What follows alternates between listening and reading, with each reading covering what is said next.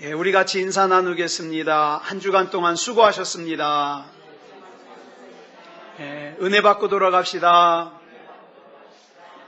이 시간에는 데살로니가 후서 2장 11절부터 12절 말씀까지 읽었습니다. 철로역정 11번째 시간입니다. 이제 앞으로 2시간 남았습니다. 우리는 지난 시간에 크리스천과 소망이 험한 길에서, 하나님이 말씀하신 길인데 험한 길이에요. 믿음대로 사는 길인데 험한 길이에요. 그래서 이 길이 하나님이 원하시는 길이라는 걸 알면서도 이 길이 너무 힘들어서, 이 길이 너무 불편해서 그 길에서 벗어나려고 육체적인 방법, 쉬운 방법을 찾아서 하나님의 울타리를 넘어 다른 길로 갔다가 의심의 성에 절망거인에게 붙잡혀서 고통받는 것까지 우리가 살펴보았습니다. 지하 감옥에 갇힌 크리스천과 소망은 하루 종일 한숨을 쉬고 그 다음에 고통스러워하고 쓰디쓴 탄식 속에서 시간을 보냈습니다. 이제 목요일이 되었습니다. 이 목요일날 밤에 절망거인과 그의 아내인 자포자기는 그 두 사람에 대해서 이야기를 나눴습니다. 절망거인의 아내인 자포자기는 아직도 그 두 사람이 살아있다는 얘기를 듣고는 내일은 그 두 사람을 반드시 죽이라 그래요. 남편 보고. 여기서 이 절망거인의 아내인 이 자포자기가 하는 역할은 두 순례자에게 절망을 가중시키고 하나님의 구원과 자비와 사랑을 믿지 못하게 하는 일을 해요. 그래서 여기 나오는 이 절망거인과 자포자기는요, 저와 여러분이 믿음의 삶을 살다가 그 믿음의 길에서 뒤로 물러섰을 때 그 삶에서 나타나는 대표적인 영적 현상이에요. 절망, 자포자기. 이 자포자기는 남편인 절망거인에게 두 사람을 자살하게 만들려고 자꾸 부추깁니다. 금요일 아침이 되자 절망거인은 자기가 잡아놓은, 두 사람을 가둬놓은 그 지하 감옥으로 가요. 그곳에는 그 두 사람이 전날 거인에게 얻어맞아가지고 너무너무 아파가지고 상처로 인해서 고통스러워하면서 신음하고 있었습니다. 그 두 사람에게 절망거인이 말합니다. 너희들이 여기서 빠져나갈 길은 전혀 없으니까 괜한 희망은 가지지 마라. 너희들이 이 고통을 끝낼 수 있는 방법은 오직 하나. 너희 스스로 목숨을 끊는 것뿐이다. 너희가 하루를 더 살면 하루를 더 고생하는데 굳이 그렇게 버티면서 목숨을 부지할 필요가 있겠냐? 그러니까 자살해라. 절망거인이 이렇게 얘기를 합니다. 그러자 두 사람이 절망거인에게 애원을 합니다. 제발 살려달라고. 그러니까 절망거인이 보니까 이 두 사람은 죽을 생각이 없는 것 같아요. 그래서 자기 손으로 두 사람을 죽이려고 가까이 다가갑니다. 그런데 갑자기 절망거인의 몸이 안 좋아져서 절망거인은 두 사람을 죽이는 걸 잠시 미루고 자기 처소로 돌아갑니다. 여기서 우리가 이 장면에서 우리가 알아야 될 것이 있어요. 뭐냐 하면 하나님께서는 하나님의 울타리를 넘어 자기 소견에 오른 대로 다른 길로 간 두 순례자에 대하여 징계는 허락하십니다. 어려움 당하는 건 허락하십니다. 그러지만 두 순례자의 생명은 절망거인이 건드릴 수가 없어요. 하나님의 사랑과 능력과 은혜로 두 순례자의 생명은 지키십니다. 이것은 마치 욥기 2장 6절에서 여호와 하나님께서 사탄 마귀가 욥을 시험하는 것은 허락하시지만 욥의 생명은 건드리지 말라고 말씀하시는 이 말씀이 생각나죠. 감옥에 남은 두 사람은 자살하라고 하는 이 절망거인의 말에 스스로 목숨을 끊을지 아니면 절망거인의 손에 죽을지 심각하게 의논합니다. 여러분, 우리가 극심한 염려와 극심한 어려움을 만나면 이런 생각하잖아요. 여기 둘 중에 크리스찬은 이렇게 맨날 얻어맞으면서 고통스럽게 사느니 차라리 절망 거인의 말처럼 자살하는 게 더 나을 것 같다. 이렇게 얘기를 해요. 그러자 소망이 자살하면 안 되는 이유를 두 가지를 설명을 합니다. 첫째로는 우리 주님께서는 살인하지 말라고 말씀하셨는데 자살을 한다는 것은 살인하지 말라는 하나님의 명령을 어기는 것이기 때문에 안 된다. 첫째. 그 다음 둘째로는 자살은 우리의 몸만 죽이는 것이 아니라 우리 영혼까지 죽이는 것이기 되기 때문에 절대로 자살은 안 된다. 이렇게 얘기해요. 그러면서 하는 말이 지금 당장 우리 눈에 보기에는 우리 처지가 우리를 죽이고 살리는 것이 저 절망거인의 손에 달려있는 것처럼 보이지만 우리 조금만 더 참고 기다려보자. 이 소망의 말을 들은 크리스찬은 극도의 불안감에서 어느 정도 해방되었습니다. 그렇지만 그날 밤도 두 사람은 두려움과 슬픔과 괴로움 속에서 지났습니다. 밤이 되자 절망거인은 자기가 권한대로 두 사람이 자살을 했는가 보려고 지하 감옥으로 왔어요. 그런데 비록 지친 상태지만 여전히 살아있는 두 사람을 보고는 절망거인이 크게 노해가지고 화가 나가지고 소리를 빽 질렀더니 그 소리에 크리스천이 기절하고 말았어요. 잠시 뒤 정신을 차린 크리스천은 다시 소망에게 얘기합니다. 우리 이렇게 사느니 차라리 자살하는 게 더 좋지 않겠냐고. 더 살아도 희망이 없다고. 그러자 소망이 크리스천에게 얘기합니다. 크리스천이 여기까지 오면서 아볼루온을 물리친 일과 사망의 음침한 골짜기를 지나온 일을 상기시키면서 힘을 내라 그래요.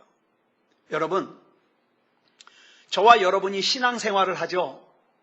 신앙생활하면서 영적 체험을 하는 것이 중요한 이유가 있어요. 저와 여러분이 성령 체험을 하고 은사 체험을 하고 은혜 체험을 해야만 하는 중요한 이유가 있어요. 물론 은사 체험을 하고 안 하고에 따라서 구원받고 안 하고는 아닙니다. 성령 체험을 하고 안 하고에 따라서 구원받고 안 하고는 아니에요.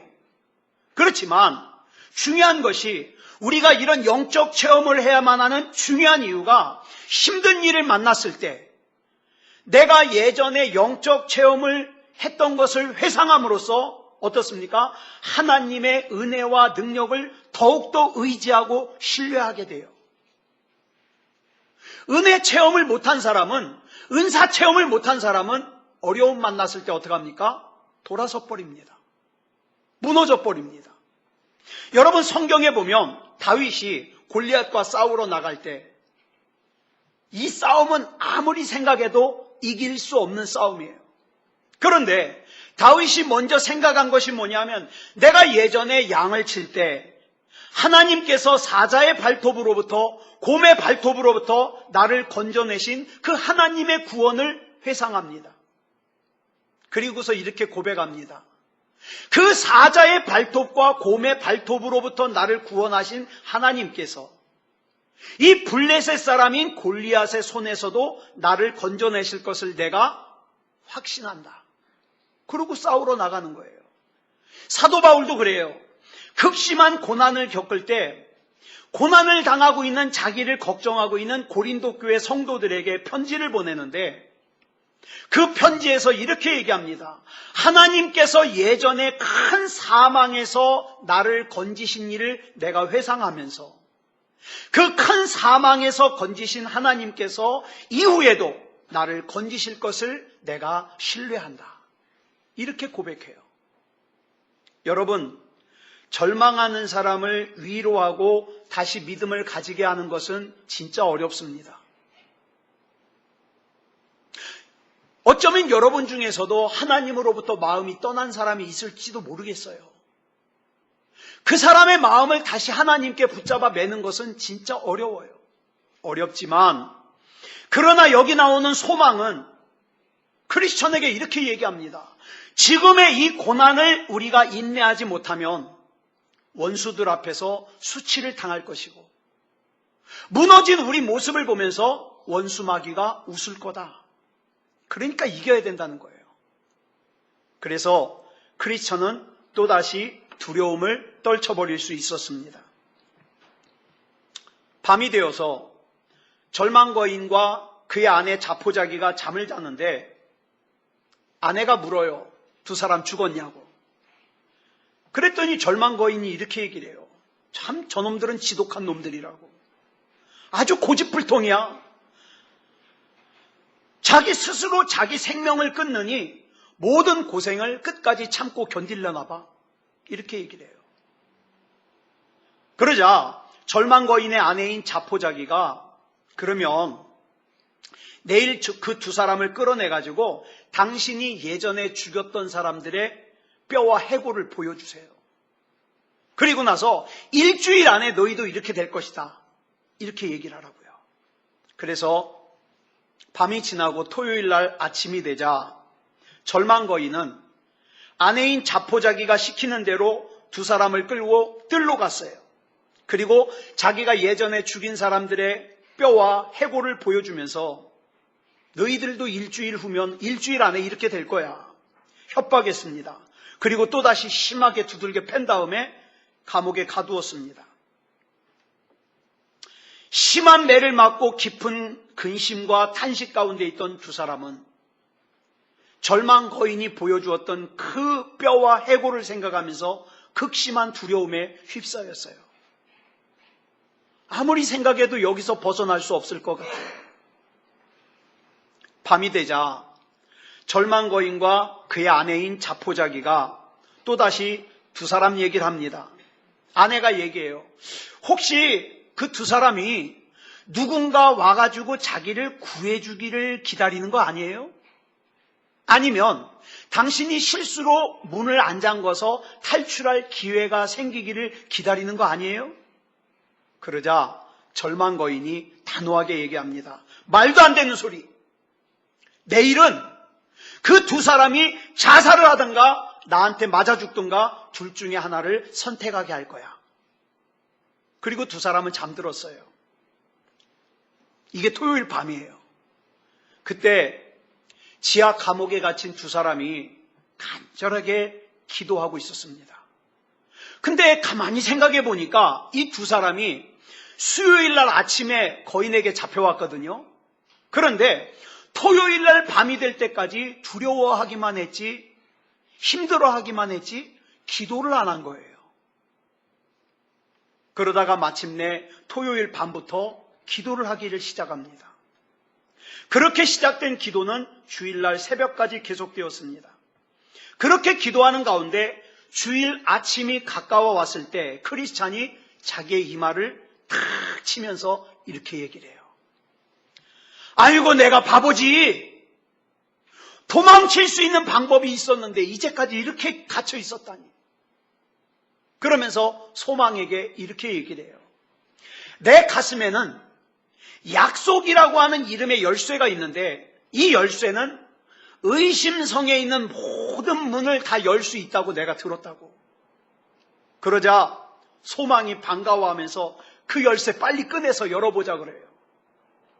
그래서 크리스천이 가슴에서 열쇠를 꺼내가지고 감옥의 문을 먼저 자기네들을 묶고 있는 쇠사슬을 열기 시작합니다. 찰칵하고 열리는 거예요. 감옥의 문을 엽니다. 찰칵하고 열리는 거예요. 여러분 여기서 열쇠로 문을 연다는 게 무슨 뜻일까요? 이 열쇠는 약속의 말씀이에요.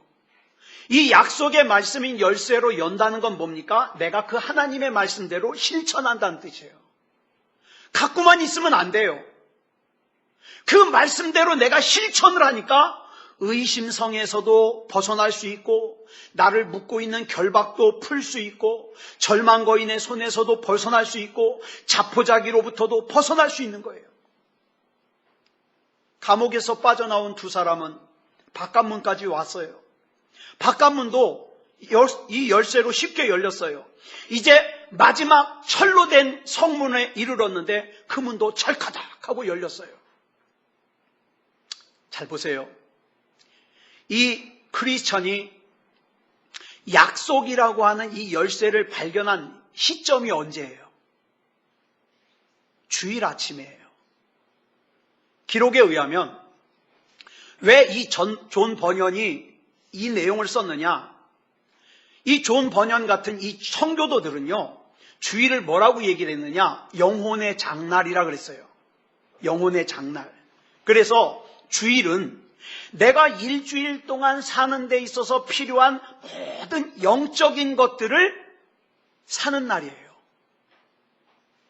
다시 말해서 하나님의 백성들이 모여서 예배하면서 하나님의 말씀을 들으면서 내 영혼과 육체를 강하게 해서 일주일을 살 수 있는 영적인 힘을 비축하는 날이 언제냐? 주일이에요. 그렇다면 내가 무슨 일 때문에 이 주일 예배를 빼먹으면 일주일 동안 필요한 영적인 것들을 준비하지 못하는 거예요. 이런 사람들이 하는 말이 뭐예요? 왜 내가 교회 다녔는데 이렇게 힘드냐는 거예요. 교회는 다니지만 일주일 동안 살 수 있는 영적인 걸 비축하지 못했거든요. 여기서 존 버년이 두 순례자가 의심의 성에서 탈출하는 날을 주일이라고 하는 것은 이 주일의 중요성을 강조하는 거예요. 그런데 철로 된 문이 열리는 소리에 그만 절망거인이 잠에서 깨고 말았어요.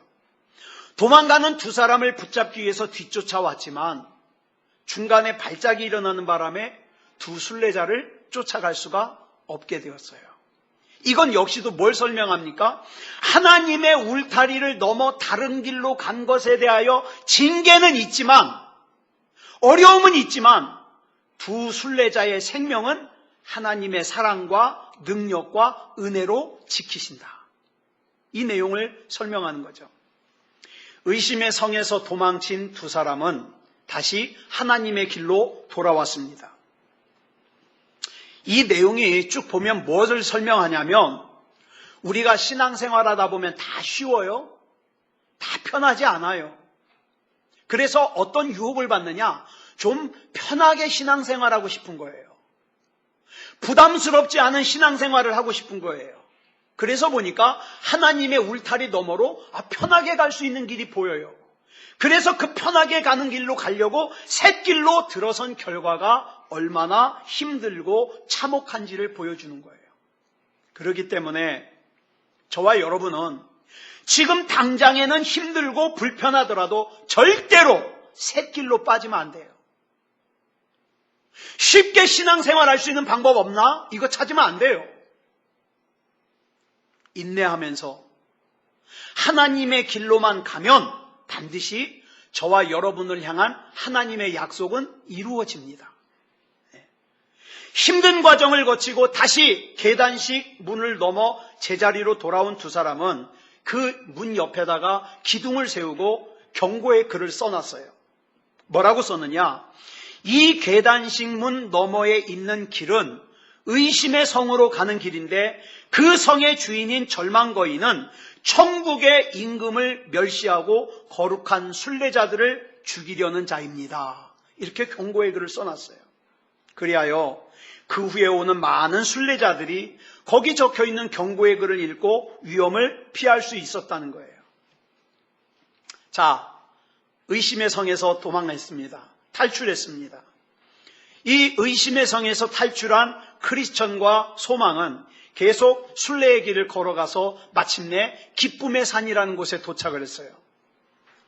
일찍이 크리스천이, 여러분 기억하실라나 모르겠어요. 아름다운 궁전이라는 곳을 갔을 때 거기에서 있는 네 자매를 만난 적 있죠. 그 네 자매와 얘기하면서 어떤 언덕 꼭대기로 올라가서 기쁨의 산을 본 적이 있어요. 그때는 아주 어렴풋이 봤어요. 그런데 그 멀리서 보던 그 기쁨의 산에 오늘 도착했다는 것은 그만큼 크리스천의 영적인 수준이 높아졌다는 뜻이에요. 크리스천이 기쁨의 산까지 오기까지 무슨 일이 있었어요? 고난의 언덕도 지났어요. 아볼론과 싸우기도 했어요. 사망의 음침한 골짜기도 지났어요. 허영의 시장에서 자칫했으면 맞아 죽을 뻔했어요. 의심의 성에서 절망거인에게 맞아 죽을 뻔했어요. 그런데 이런 고난들을 견디어내는 동안에 크리스찬의 또 소망의 믿음이 영적으로 성장을 했다는 거예요. 그래서 그 결과로 멀리 보이던 기쁨의 산에 도착할 수 있었습니다. 이 기쁨의 산에 올라가서 보니까 정원과 과수원과 포도원과 샘들이 있어요. 그래서 여기서 크리스천과 소망은 물을 마시고 몸을 씻은 다음에 포도원에 들어가서 과실을 잔뜩 따먹었어요. 이 기쁨의 산의 꼭대기에는 양을 먹이는 목자들이 있었습니다. 여기 나오는 갑자기 등장하는 이 목자들은 누구를 뜻하느냐? 복음을 전하는 사역자들을 뜻해요. 이 목자들은 하나님의 길 옆에 서 있었고 크리스천과 소망은 그 목자들에게 가서 이 길이 천국으로 가는 길이 맞느냐고 물어봅니다. 그러자 목자들이 잘 왔다고, 이 길이 그 길 맞다고 대답을 합니다. 그래서 천국까지는 얼마나 남았느냐고 물으니까 이 목자들이 이렇게 대답해요. 어떤 사람은 너무 멀어서 못 가지만 갈 사람은 간다는 거예요. 이게 무슨 대답일까요? 이런 뜻이에요. 믿음다운 믿음. 다시 말해서 구원받을 만한 믿음이 아닌 사람은 못 가요. 중간에 다 포기해요. 돈 때문에 포기하든 사람 때문에 포기하든 다 포기해요. 다 포기하지만 진짜 믿음을 가진 사람은 다 간다는 뜻이에요.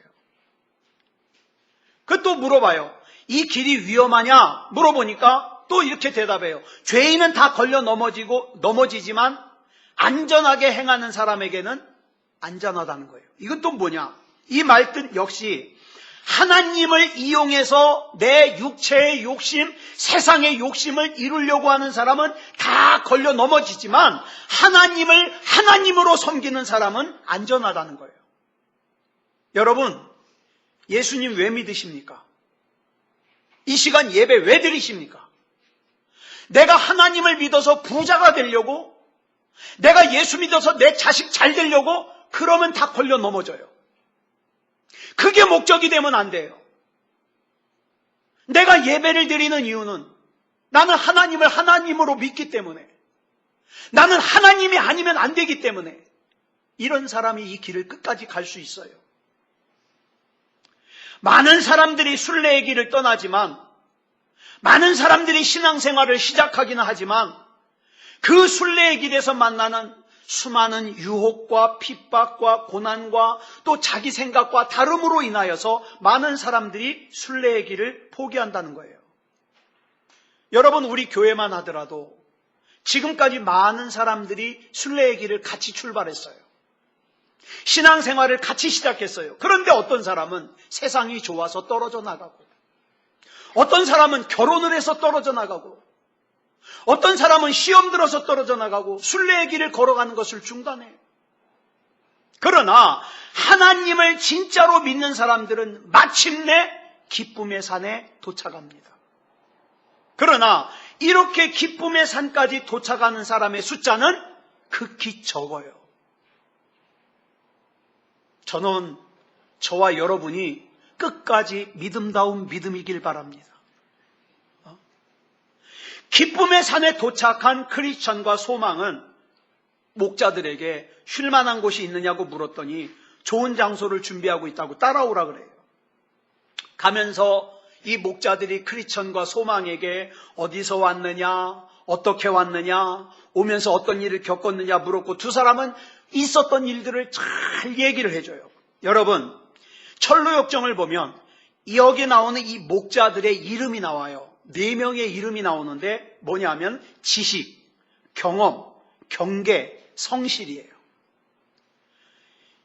이 이름에 이 4개의 이름이 뜻하는 게 뭐냐면 목회자가 반드시 가져야 될 4가지예요. 여기서 지식이라는 건 뭐냐면 목자는요, 성경에 능해야 돼요. 그래서 항상 하나님의 말씀으로 예수 그리스도의 부요함을 증거할 수 있어야 돼요.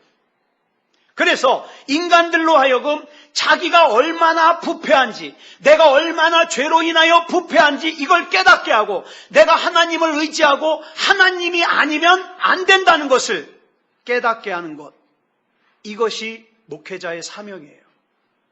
그런데 목회자는 이 지식만 있으면 안 돼요. 반드시 심령에 역사하시는 성령님을 경험함이 있어야 돼요. 특별히 성령님께서 영혼을 거듭나게 하실 때 일어나는 영적인 현상들에 대해서 경험이 있어야 돼요. 이런 경험이 없으면, 여러분 사무엘상에서 그러잖아요. 사무엘의 어머니 한나가 아기가 없어가지고 성전에 가서 하나님 앞에 간절하게 기도하고 있었는데, 사사인 엘리 제사장이 와가지고 뭐라 그래요? 왜 낮에부터 여자가 술 먹고 취해가지고 술 주정하느냐, 성전에 와서. 그러잖아요. 여러분, 영적인 체험을 모르면 기도하는 모습을 보고는 낮술을 마시고 취한 줄로 알아요. 또한 목자는 자기 자신의 심령의 상태를 살피는 것은 물론이거니와 다른 사람들의 심령의 상태를 살펴서 경계를 할 수 있어야 돼요. 사탄 마귀에 속이는 것과 유혹하는 위험에 노출되지 않았는가 돌아볼 수 있어야 돼요. 그리고 경고를 해야 돼요. 그래서 고난받는 영혼에 대하여는 위로를 해주고, 낭망하는 영혼에게는 용기를 줄 수 있어야 돼요. 그 다음 목자는 하나님의 영광을 위하여, 또한 영혼들의 유익을 위하여 수고하되 더러운 세상의 이익이나 명예를 탐하면 안 돼요. 그래서 여기 나오는 목자들의 이름이 뭐라고요? 지식, 경험, 경계, 성실이에요. 이 목자들은 크리스천과 소망을 자신들의 장막으로 인도해가지고 식사를 대접했어요. 식사를 마친 후 두 사람은 오랜만에 처소로 들어가서 아주 편안하게 잠을 자죠. 다음날 목자들은 이 크리스천과 소망에게 함께 산책을 가자 그래요. 이 목자들이 크리스천과 소망을 데리고 산책을 나서는 이유도 이 두 사람에게 경건한 가르침을 주고, 믿음으로 든든히 세우고, 격려하고, 그 다음에 경고하기 위해서예요. 목자들을 따라 나선 이 크리스천과 소망은요, 가는 곳마다 보이는 아름다운 풍경으로 인해서 입을 다무질 못해요. 마침내 목자들은 크리스천과 소망을 데리고 한 산꼭대기로 올라갔는데, 이 산꼭대기 이름은 뭐냐? 오류예요. 오류. 이 오류라고 부르는 산은 꼭대기로 올라가는 길이요, 올라가는 길은 완만해요. 근데 내려오는 길은 경사가 급해요. 이렇게 생겼어요. 그리고 이 오류라고 부르는 이 산에 내려오는 길에 이 낭떠러지 밑에는 떨어져 죽은 사람들의 시체가 보이는 거예요. 깜짝 놀란 크리스천과 소망은 이게 뭐냐고 목자들에게 물어보니까, 목자들이 설명하기를, 이 오류라고 부르는 산은 복음의 진리로부터 벗어난 오류의 위험성을 우리에게 알려준다는 거예요. 처음에는 오류, 이 잘못된 것이 뭐 크질 않아 보여요. 올라가는 길은 완만하잖아요. 잘못이 심각하질 않아 보여요. 그런데 그 작은 오류는 어떻게 합니까? 점점 생명의 빛을 잃어버리고 진리의 빛을 잃어버려서 결국에는 큰 죄의 낭떠러지에 떨어지게 만든다는 거예요. 오늘날 많은 사람들이 자기가 잘못 알고 있는 신앙 지식에 대해서 이렇게 얘기를 해요. 아, 그건 사소한 성경 해석의 오류라고. 아니요. 여러분, 저와 여러분이 하나님의 말씀을 똑바로 알아야 되는 이유는, 그 작은 오류는 결국에는 우리를 영원한 사망의 낭떠러지로 밀어 떨어뜨리거든요. 그래서 하나님 말씀을 올바로 알아야 돼요. 이 오류에 빠지는 사람에 대하여 오늘 우리가 같이 봉독한 데살로니가 후서 2장 11절로 12절에서는 이렇게 말씀하고 있어요. 우리 이번에는 쉬운 성경으로 한번 읽어보겠습니다. 시작. 이들이 진리를 따르는 것을 거부했기 때문에 하나님께서는 그들이 진리를 떠나 헛된 것을 쫓아서 잘못된 길로 가도록 내버려 두셨습니다. 그렇기 때문에 진리를 믿지 않고 죄 짓는 것을 즐기는 사람들은 심판을 받게 될 것입니다. 아멘. 그래서 이것을 뒤에 오는 순례자들에게 경고를 해주기 위해서 그 밑에 있는 시신들을 치우지 않고 있다는 거예요. 그 다음에 이제 목자들이 또 두 사람을 데리고 또 다른 산으로 올라갔는데 이 산의 이름은 조심이라는 이름의 산이에요. 이 조심이라는 이름의 산에서 목자들이 저 멀리 보라고 그래서 가리키는 곳을 봤더니 사람들이 무덤 사이에서 오르락내리락 하고 있어요. 근데 크리스천과 소망이 가만히 보니까 딱 봐도 그 사람들은 앞을 못 보는 맹인들이에요. 맹인들이 무덤 사이에서 오르락내리락 하면서 방황하고 있는 거예요. 그래서 저 사람들이 뭐냐고 물어봤더니 목자들이 대답을 해요. 두 분도 여기 오기 전에 저 산 밑에서 하나님의 울타리를 건너 왼편으로 한 초장으로 들어가는 계단식 문이 있는 걸 봤습니까? 그랬더니 봤죠. 우리가 그 길 따라갔다가 의심의 성에 있는 절망 거인에게 붙잡혀서 맞아 죽을 뻔했거든요. 그랬더니 목자들이 얘기하기를 저 사람들은 그 의심의 성의 절망 거인에게 붙잡혀서 두 눈을 뽑히고 저렇게 온종일 무덤에서 헤매고 있습니다. 무슨 사람들일까요? 이단에 빠져서 잘못된 진리에 빠져서 앞을 못 보는 사람들이에요. 이 말을 들은 크리스천과 소망은 눈물을 글썽이면서 서로를 바라봤어요. 왜? 자신들도 저렇게 될 수밖에 없었는데 하나님의 은혜로 건짐을 받았거든요. 너무너무 감사했기 때문이에요. 그 다음에 이제 이게 또 중요해요. 목자들은 두 사람을 어떤 낮은 바닥으로 데려갔는데 그곳에 언덕 쪽으로 문이 하나 있는데 그 문을 열고 한번 들여다보래요. 그래서 문을 열고 들여다봤더니 그 안에는 짙은 어두움과 연기 속에서 막 불이 타닥타닥 하는 소리가 들리고 유황 냄새가 나고 또 고통스러운 사람들이 막 울부짖고 신음하는 소리가 나는 거예요. 여기가 어디냐고 물어봤더니 여기가 바로 지옥으로 들어가는 샛길이라는 거예요. 그러면서 말하기를 이곳으로 들어가는 사람들은 어떤 사람들이냐? 위선자들이 이곳으로 들어간다는 거예요. 위선자들. 예를 들면 에서처럼 자기의 장자권을 가치없이 팔아버리는 사람들. 이걸 지난번에 설명해 줬죠. 장자권을 판다는 건 뭡니까? 세상이 너무 좋아서 하나님 앞에 받을 구원을 갖다가 가치없이 내팽개쳐 버리는 거. 이런 사람들 여기로 들어간다는 거예요. 가룟 유다처럼 자기 스승을 파는 사람, 알렉산더처럼 복음을 모욕하는 사람, 아나니아와 삽비라처럼 거짓말로 자기의 신앙이 좋은 것처럼 다른 사람을 속이는 사람, 다 여기 들어간다는 거예요. 다시 말해서 겉으로 보기에는 믿음이 좋은 것처럼 보이지만 경건의 능력을 부정하면서 그저 도덕주의와 그 다음에 예배의 형식을 지키는 것만으로 자기가 신앙생활을 다 하고 있다고 생각하는 사람들이 들어가는 문이 바로 그 문이라는 거예요. 그렇기 때문에 저와 여러분은 늘 교만하지 말고 겸손해서 하나님이 아니면 안 되는 인생을 살아야만 되는 거예요. 이 사람들의 공통점이 뭐냐? 오랫동안 순례의 길을 오긴 왔어요. 오랫동안 신앙생활을 하긴 했어요. 그렇지만 자칫 자만해가지고 어떻게 해요? 지옥으로 가는 샛길로 들어가 버린 거예요. 나 정도면 저기에 넘어가지 않아. 나 정도면 여기 무너지지 않아. 그러면서 들어갔다는 거예요. 그 다음에 이 목자들이 이 크리스천과 소망을 데리고 이제 깨끗한 언덕이라고는 높은 산으로 데려갔어요. 그러면 망원경을 탁 죽일 때 그걸로 봤더니 천국의 문이 보이는 거예요. 천국의 문이. 근데 이 언덕 이름이 뭐라 그랬어요? 깨끗한 언덕.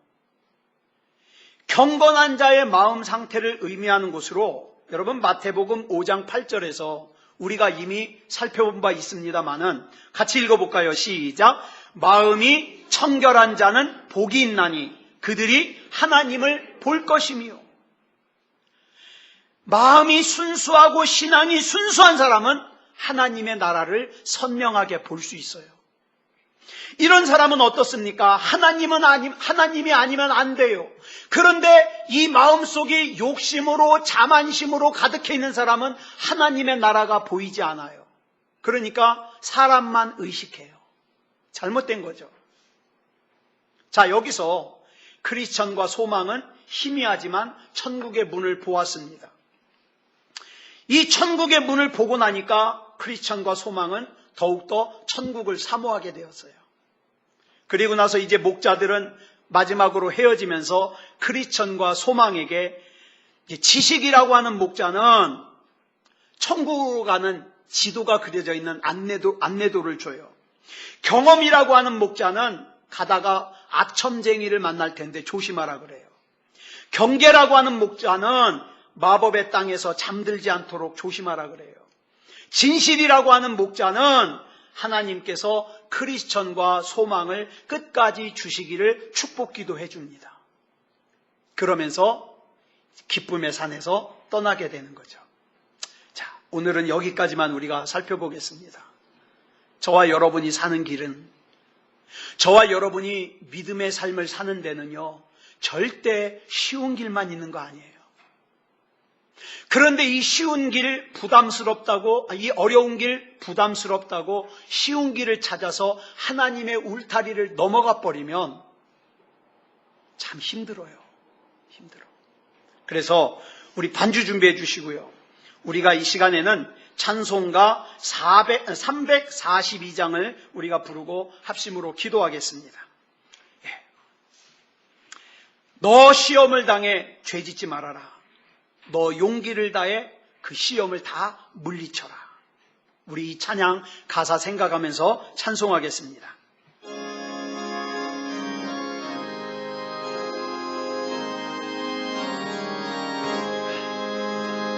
너 시험을 당해 죄짓지 말고 너 용기를 다해 곧 물리쳐라. 너 시험을 이겨 새 힘을 얻고 주 예수를 믿어 늘 승리하라. 우리 구주의 힘과 그의 위로를 빌라. 주님 내 편에 서서 항상 도우시리. 내 친구를 삼가 잘 선택하고 선행을 삼가 늘 조심하라. 너 열심을 다해 늘 충성하고 온 정성을 다해 주 봉사하라. 우리 구주의 힘과 그의 위로를 빌라. 주님 내 편에 서서 항상 도우시리. 잘 이기는 자는 상 받으리니 너 낙심치 말고 늘 전진하라. 내 구세주 예수 힘 주시리니 주 예수를 믿어 늘 승리하라. 우리 구주의 힘과 그의 위로를 빌라. 주님 내 편에 서서 항상 도우시리. 아멘. 우리 시간 같이 기도하실 때에 하나님, 내가 가야 될 이 믿음의 길, 이 순종의 길, 이 신뢰의 길 벗어나지 말게 하시고 힘들어도 부담스러워도 이 길을 끝까지 갈 수 있도록 하나님 힘 주시고 믿음 주시고 능력 주시옵소서. 우리 같이 합심으로 기도하겠습니다. 사랑의 아버지 하나님 감사합니다. 아버지 하나님이여, 일찍이 하나님이 믿어지게 하시고 하나님이 믿어지는 믿음으로 살 수 있도록 인도하여 주시니 감사합니다. 그러나 아버지 하나님이여, 이 믿음의 길을 간다는 것은, 이 사명 감당의 길을 간다는 것은 절대로 쉽지 않습니다. 때로는 극심한 외로움이 있고, 때로는 마음이 너무 아프며, 때로는 너무 부담스럽고 힘이 들 때가 많습니다. 그렇지만 이 길이 하나님이 나에게 주신 길이기에 아버지 하나님이여, 이 길을 내 생각대로, 내 소견에 옳은 대로 벗어나지 않고 나아가고자 하오니 우리 주님께서 이 길을 갈 수 있는 힘을 주시고 능력을 주시옵소서. 사랑의 아버지 하나님이여, 이 길을 벗어나지 않고 하나님을 신뢰함으로 굳게 나아가서 아버지 하나님이여 승리할 수 있게 하여 주시옵소서. 마침내 하나님께서 약속하신 곳에 다다를 수 있게 하여 주시고 아버지 하나님이여, 믿음으로 승리할 수 있게 하여 주시옵소서. 아버지 하나님이여, 우리 주님의 몸된 새소망교회에 속한 우리 성도들 가운데 한 사람도 낙오되지 말게 하여 주시고, 아버지 하나님이여, 구원의 길 우리 하나님께서 인도하시고 우리 하나님께서 예비하신 그 은혜의 길에 다 도달할 수 있도록 인도하여 주시옵소서. 우리 하나님께서 붙잡아 주시고 인도하여 주실 줄 믿사오며 그리스도 예수님의 이름으로 간절히 기도드려 싸움나이다. 아멘.